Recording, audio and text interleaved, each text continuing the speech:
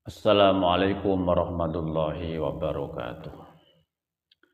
Bismillah, alhamdulillah, wassalatu wassalamu ala rasulillah. Amma ba'dah, ilahi anta maqsudi wa ridhaka matlubi. Kali ini kami akan menjelaskan satu ayat Al-Quran yang bunyinya Bismillahirrahmanirrahim.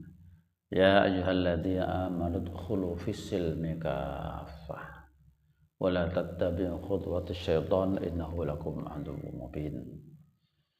Wahai orang-orang yang beriman, masuklah kamu kepada di dalam Islam ini secara kafah, secara keseluruhan,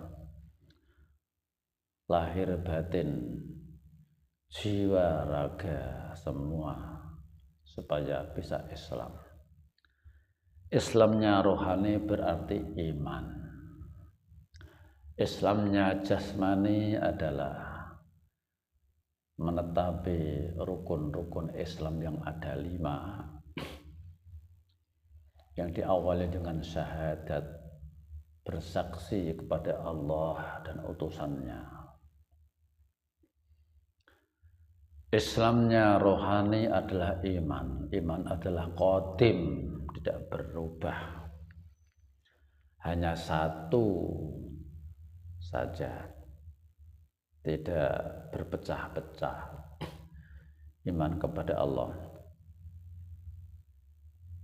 iman kepada malaikat Allah, seluruh para malaikat tidak membeda-bedakan, dan juga tidak menamai. Iman kepada kitab Allah, seluruh kitab-kitab yang diturunkan. Iman kepada utusan Allah, itu adalah satu. Kitab juga satu. Malaikat ya nurnya itu, karena itu utusan.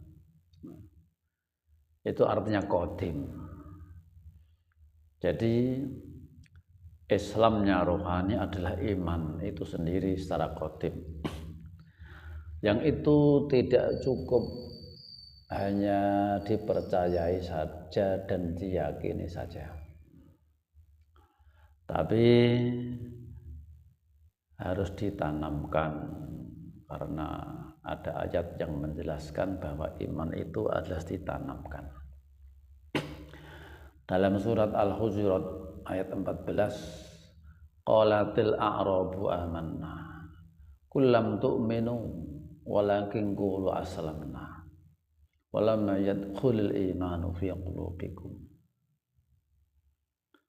Orang Arab Badui matur sowan datang Rasulullah, kami semua telah iman ya Rasul kepadamu. Apa kata Rasul?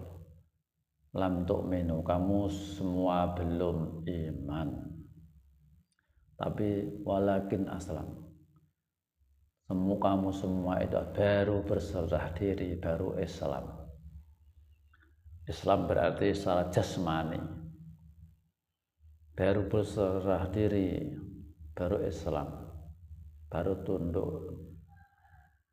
Walamma yadkhulul imanu fi qulubikum, karena iman belum dimasukkan di dalam hatimu. Artinya iman itu harus dimasukkan melalui baiat. Melalui baiat, tidak hanya sebatas keyakinan, kepercayaan yang terhenti dalam akal. Iman itu harus melalui baiat. Baiat, di baiat rohaninya, baiat rohani.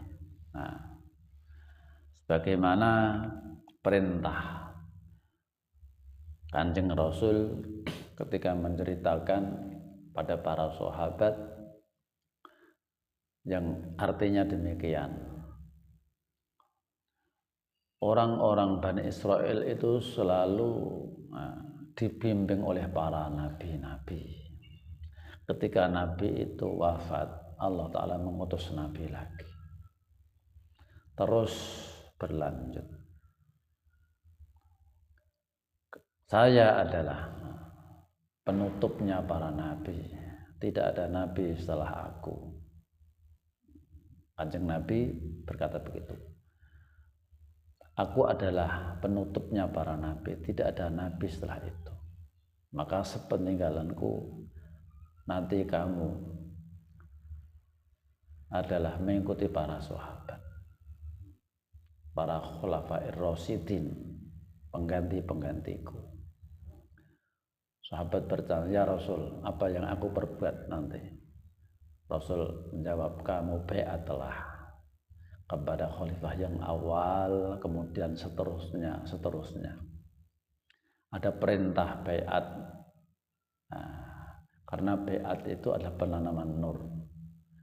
Artinya supaya rohani itu benar-benar bisa Islam atau imannya rohani itu ya Islam itu melalui baiat.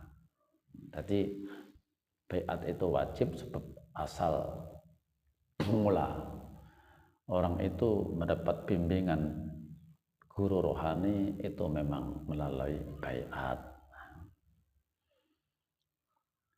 Jadi Islam jasmani itu rukun Islam yang ada 5 itu.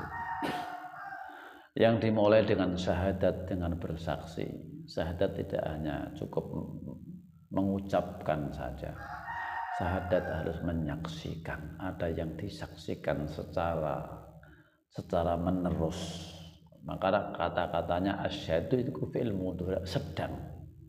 Tidak syahidtu, tidak aku telah menyaksikan, tapi asyhadu sedang terus. Kata kalimah kerja. Selalu menyaksikan selalu. Untuk bisa menyaksikan Tuhan yang notabene laisa kamitsli syai'un, yang tidak bisa dibayangkan dengan apapun, yang tidak bernama, tidak bersifat, tidak berzat, itulah laisa kamitsli syai'un. Itu kamu tidak akan bisa menemui itu tanpa lewat Tuhan yang bernama. Artinya Tuhan itu berlapis. Ada yang dikenali dengan panca indera dan juga yang tidak bisa kenali dengan panca itu yang laisa kamitsli syai'un. Maka dikatakan dalam ayat Al-Qur'an, wa huwallazi fis sama'i ilahun wa fil ardi ilah. Dialah Tuhan yang di langit, dialah Tuhan yang di bumi. Yang di langit laisa kamitsli syai'un, Tuhan yang di bumi adalah khalifahnya, wakilnya Tuhan.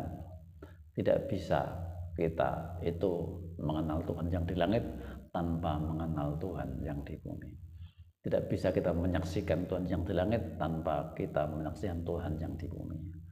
Maka syahadat itu dirangkai antara syahadat tauhid dan syahadat rasul, karena kita tidak bisa menyaksikan Tuhan yang di langit yang laisa kamitsli syai'un tanpa lewat utusan yang dibawa oleh ulil amri minkum. Untuk zaman sekarang ya, yang tidak bisa menyaksikan nabi yang isinya itu ada Rasulullah, kita diperintahkan Nabi supaya menyaksikan lewat baiat pada para khalifah-khalifahnya Nabi, yaitu siapa? Ulama waris, yang zaman sekarang adalah namanya mursyid. Mursyid itu tidak manusia tapi menempati pada manusia. Mursyid itu nurnya Allah yang menempati pada manusia yang dipilih Allah, karena mursyid itu tidak pilihan manusia, pilihan Allah sendiri yang menghendaki. Jadi begitu, tidak ada mursyid kok mendeklarasikan diri atau apa itu dipilih oleh jamaah, itu tidak bisa, pilihan Allah Ta'ala sendiri. Bagaimana Allah Ta'ala menghendaki caranya memilih, yaitu kekasihnya yang di situ, di balik itu ada nurnya, nur ilahiyah. Itulah mursyid. Karena kalau kita tidak mempunyai guru yang rohani, guru yang nurnya Allah itu sendiri yang tidak manusia, tentu kita tidak akan bisa mengenal Tuhan. Karena jalannya untuk mengenal Tuhan itu memang luar biasa, sangat sulit sekali. Harus bisa mengalahkan iblis. Kalau gurumu itu masih manusia, pasti tidak bisa mengalahkan iblis. Yang bisa mengalahkan iblis adalah nurnya Allah atau Allah itu sendiri. Jadi carilah guru yang rohaniyahnya ada nur ilahiyah, yang sanadnya silsilahnya silsilah waris mewaris. Itulah guru rohani yang bisa mengalahkan iblis, yang bisa membimbing murid untuk mengenal Tuhan yang maha kuasa itu.